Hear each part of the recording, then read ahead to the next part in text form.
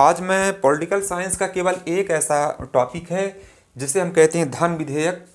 या money bill. सिर्फ मेरा जो एक फोकस है वो धन विधेयक पे है और मनी बिल पे है, जिसको इंडियन कॉन्स्टिट्यूशन के आर्टिकल नंबर 110 पर इसको पूरा वर्णित किया गया है। अनुच्छेद 110 पे इसको पूरा डिफाइन किया गया है, परिभाषित किया गया है। अमूमन ऐसा होता है कि अधिकांश परीक्षाओं में कुछ ऐसे प्रश्न इसमें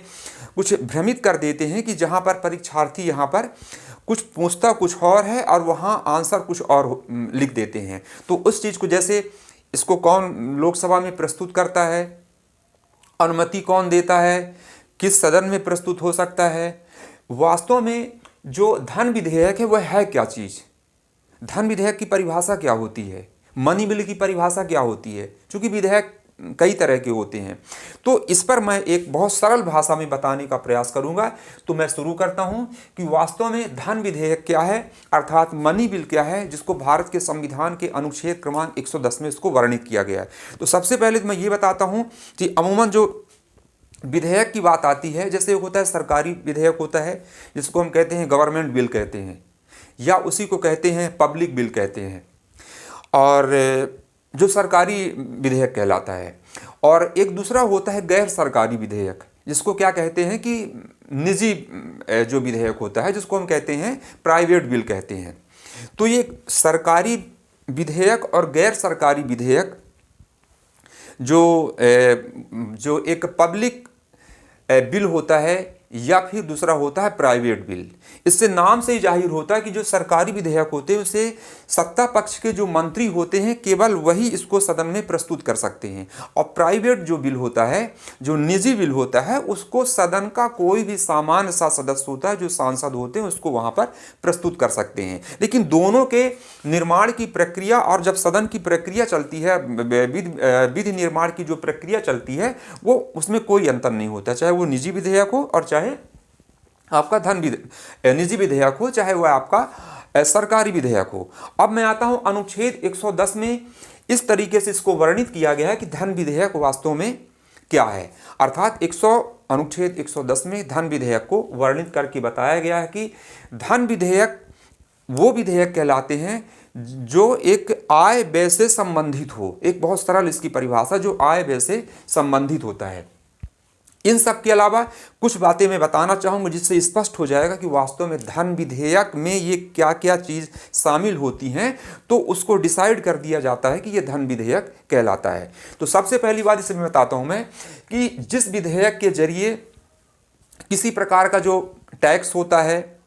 टैक्स को लगाना, नया टैक्स लगाना, नया कर लगाना, या टैक्स को कम करना, या अन्य प्रकार के की राशि को व्यय करने के लिए उसकी मांग करना, अगर इस प्रकार का उल्लेख उस विधेयक में है तो वह धन विधेयक कहा जाएगा। अगली जो उसकी एक कड़ी बनती है कि आय व्यय से संबंधित जितने प्रकार के भी विधेयक होते हैं, आय व्यय से संबंधित, वो सब क्या कहलाते हैं, धन विधेयक कहलाते हैं। अगली कड़ी में यह है कि किसी प्रकार का जो करारोपण होता है, कर का आरोपण, नया कर लगाना, कर की समाप्ति करना, या उसमें परिवर्तन करना, या विनियोग करना, विनियमन करना, इस प्रकार की जो बातें होती हैं, अगर इसका उल्लेख उस विधेयक में है तो वह धन विधेयक कहलाएगा। फिर है भारत सरकार के द्वारा किसी प्रकार के को ऋण लेने के लिए यदि मांग की जाती है तो उसका उल्लेख यदि उस विधेयक में है तो वो कहलाएगा आपका धन विधेयक। फिर भारत की जो संचित निधि होती है, इसको हम कंसोलिडेटेड फंड ऑफ इंडिया कहते हैं, और दूसरा होता है एक आकस्मिक निधि होता है जिसको हम कंटिजेंसी फंड ऑफ इंडिया कहते हैं। तो इसमें धन को जमा करना, राशि को जमा करना या राशि को निकालने से संबंधित यदि प्रकरण इसमें उल्लेख है उस विधेयक में तो वह धन विधेयक कहलाएगा। आगे बात है कि भारत की संचित निधि से धन का विनियोग करना। फिर आगे अगली कड़ी में उसमें और क्या चीज़ शामिल होती हैं कि किसी प्रकार की जो भारत सरकार अगर व्यय करना चाहती है, किसी भी कार्य के लिए व्यय करना चाहती है, उस व्यय करने के लिए और भी अलग से राशि की मांग करना, या भारत की संचित निधि के लिए राशि को प्राप्त करना, या उसकी अभिरक्षा से संबंधित का उसमें उल्लेख हो, या राशि का निकासी करना, या अन्य प्रकार के जो राज्य होते हैं या संघ हैं उनके लेखाओं के लिए लेखा परीक्षण करने से संबंधित यदि किसी प्रकार की जो व्यवस्था उस पर की गई है, उस बिल पर, उस विधेयक पर, तो वह कहलाएगा धन विधेयक। तो इस प्रकार की बातों को, ये मोटी बातें जो मैंने आपको बताया, इसमें शामिल होता है। अब धन विधेयक वास्तव में जब ये कंप्लीट हो जाता है कि वास्तव में धन विधेयक, तो धन विधेयक केवल लोकसभा में ही प्रस्तुत हो सकता है, राज्यसभा में प्रस्तुत नहीं हो सकता है। और इसे सरकार से संबंधित जो मंत्री होते हैं वह केवल मंत्री ही इसमें प्रस्तुत कर सकते हैं। और जो धन विधेयक या मनी बिल है, इस पर केवल लोकसभा को ही अधिकार है, और लोकसभा में पहले उसको प्रस्तुत करने का अधिकार है। और लोकसभा में यदि पहले प्रस्तुत हो जाता है और वहाँ से एक प्रक्रिया के द्वारा पारित हो जाता है, तत्पश्चात वो जाता है राज्यसभा में, और राज्यसभा उसको केवल 14 दिनों तक अपने पास रख सकती है, या उसके अंदर ही एक बार सुझाव के लिए पुनः लोकसभा को वापस कर सकती है। लेकिन लोकसभा के ऊपर यह डिपेंड होता है कि वह उस पर उसके सुझाव को माने या ना माने, और 14 दिनों के अंदर वह अपने आप पारित मान लिया जाएगा, चाहे उस पर राज्यसभा हस्ताक्षर करे या ना करे, या किसी प्रकार की ऐसी कोई प्रक्रिया होती है तो दोनों सदनों के द्वारा वह पारित मान लिया जाएगा। फिर है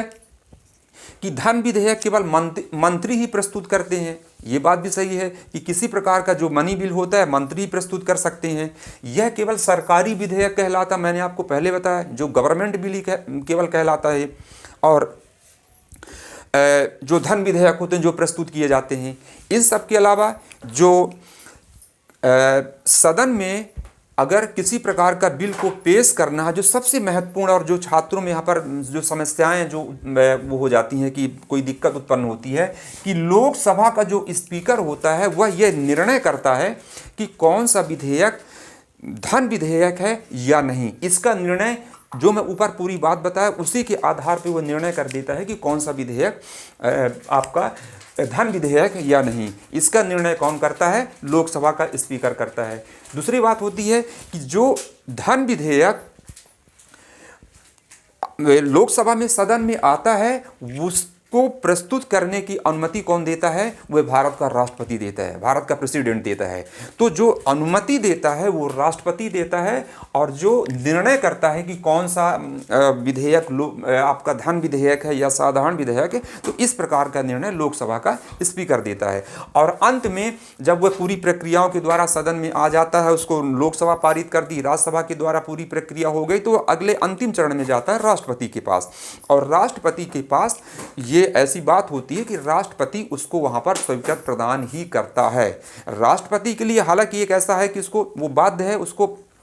पारित करने के लिए, हालांकि एक टाइम लिमिट के लिए होता है कि वो कुछ दिनों तक, बहुत दिनों तक अपने पास रख सकता है उसको, लेकिन जब भी वो करेगा तो उसको वापस करने का या अन्य प्रकार के अस्वीकृत करने का अधिकार राष्ट्रपति को नहीं है। तो इस प्रकार के मैं कुछ जो आपका धन विधेयक है, जो मनी बिल है, उस पर मैं बताने का मैं जो एक प्रयास किया हूँ कि ये सरकारी विधेयक होता है, लोकसभा का स्पीकर ही इसको निर्णय देता है कि कौन सा विधेयक साधारण विधेयक है या धन विधेयक है, और राष्ट्रपति की अनुमति से हुई प्रस्तुत होता है। और में कौन कौन सी ऐसी बातें होती हैं जो शामिल होती हैं कि वह तभी धन विधेयक कहलाएगा जो उनमें वो बातें शामिल हैं जो मैंने आपको बताया है। तो इस प्रकार की बातों को लेकर के, और इसमें एक चीज़ और बताता हूँ, जो मैं पहले आपको बताया था सरकारी जो एक बिल विधेयक बताया था और एक निजी बिल बताया था, अर्थात एक गवर्नमेंट बिल या पब्लिक बिल उसको बिल कहते हैं, और एक निजी बिल जिसको प्राइवेट बिल कहते हैं। तो प्राइवेट जो बिल होता है वह केवल सदन का कोई भी इसको सांसद, कोई भी मेंबर उसको प्रस्तुत करता है, लेकिन सुनवाई का जो दिन होता है सदन में वह सिर्फ किस दिन होता है? मात्र शुक्रवार को, फ्राइडे के दिन सदन में निजी बिल के विषय पर सुनवाई होती है। तो ये इस वीडियो को मैं